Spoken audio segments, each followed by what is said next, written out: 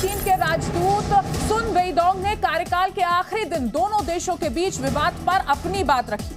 उन्होंने कहा, भारत और चीन के लिए दुनिया में पर्याप्त जगह है, लिहाजा दोनों देश एक दूसरे के आपसी मामलों में दखल ना दें।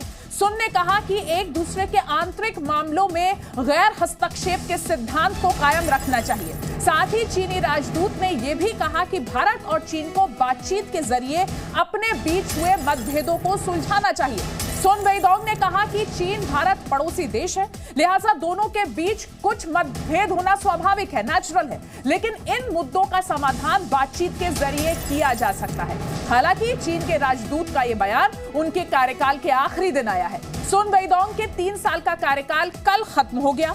15 जून 2020 को गलवान घाटी में हुए सैन्य झड़प के बाद से ही दोनों देशों के बीच तनाव की स्थिति बनी हुई है। राजदूत सुन वेइडोंग ने अपने विदाई के दौरान ये भी कहा, क्या आप सिलाई सीखने के लिए हजारों रुपए खर्च करने के लिए चिंतित हैं? फ्रीडम ऐप को डाउनलोड करें, 40 घंटों का टेलरिंग कोर्स देखिए और खुद का टेलरिंग बिजनेस शुरू करें। कि अब ये दोनों देशों पर निर्भर करेगा कि मतभेदों को कैसे दूर किया जाए।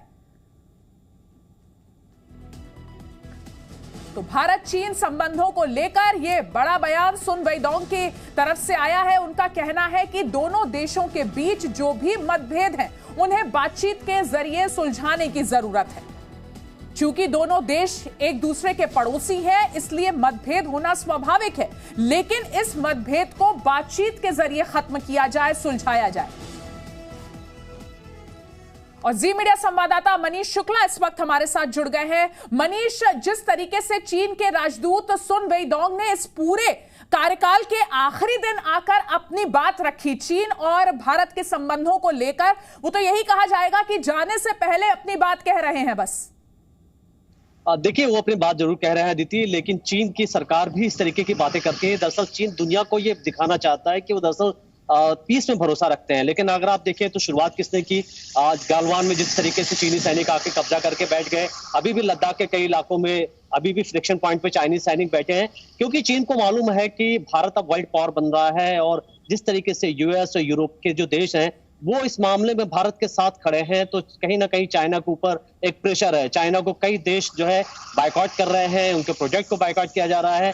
यही नहीं, कई जो टेक्नोलॉजी है, कई बड़ी कंपनियां हैं वो चाइना से शिफ्ट हो रही हैं, और ये बात मालूम है कि अगर यूएस जैसे देश इस मामले में इंटरवीन करेंगे तो चाइना के लिए और दिक्कत बढ़ जाएगी। और इसीलिए बार बार जब भी आप देखें तो चीन इस तरीके की बात करता है। लेकिन सबसे बड़ी बात है कि बातें करना तो कुछ और, जमीन पर एक्शन कुछ और। वो अपने सैनिक पहले वापस तो हटाए और फिर उसके बाद एक माहौल बनाए, क्योंकि भारत तो कभी मना नहीं करता कि चीन के साथ वो बातचीत नहीं करना चाहते या बेहतर संबंध नहीं रखना चाहते। जी बिल्कुल मनीष, और जिस तरीके से यहाँ पर उनके राजदूत ने यह भी कहा कि दोनों देशों को एक दूसरे के आंतरिक मामलों में हस्तक्षेप नहीं करना चाहिए, जबकि यहाँ जो तनाव की बात है वो तो यहाँ पर जिस तरीके से गलवान में चाइना ने अपनी तरफ से घुसपैठ की कोशिश की, तनाव वहां से ज्यादा बढ़ा। या बिल्कुल, और यही नहीं, आप देखिए अरुणाचल प्रदेश बार बार वो क्लेम करते हैं कि अरुणाचल प्रदेश उनका इलाका है। अगर आप देखें तो कई जगह तवांग के इलाकों को क्लेम कर रहे हैं, लद्दाख के इलाकों में क्लेम करते हैं। तो दरअसल वो चीन है जो भारत के इंटरनल मामलों में दखल देता है। भारत की पॉलिसी है, सबसे पहले भारत ने तिब्बत को चीन का एक पार्ट माना और भारत ने साफ कहा था कि तिब्बत चीन का हिस्सा है, इसलिए वो वन चाइना पॉलिसी को मानता है।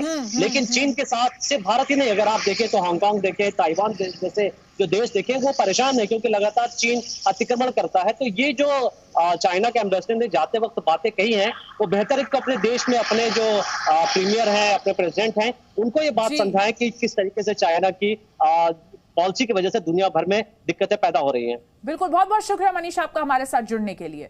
क्या आप सिलाई सीखने के लिए हजारों रुपए खर्च करने के लिए चिंतित हैं? फ्रीडम ऐप को डाउनलोड करें, 40 घंटों का टेलरिंग कोर्स देखिए और खुद का टेलरिंग बिजनेस शुरू करें।